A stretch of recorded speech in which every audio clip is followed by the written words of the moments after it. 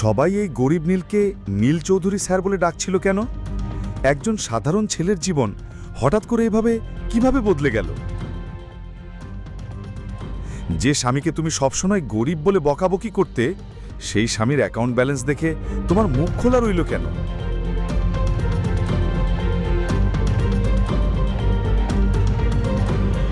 কান খোল এবং মন দিয়ে শোন, তারপর আমার বাড়ি থেকে বেরিয়ে যাও। যদি তুমি আমার ড্রাইভার হও আর আমার স্বামী না হও, তাহলে আমি যা বলবো তার উত্তর হবে ইয়েস ম্যাম, নো ম্যাম, ব্যাস। বুঝেছি, অ্যাজ ইউ সে। সাবধান, যদি ভুল করে কাউকে বলে দাও যে আমরা মালহোত্রা, তাহলে ও আমার সম্পর্কে কি ভাববে বলো তো?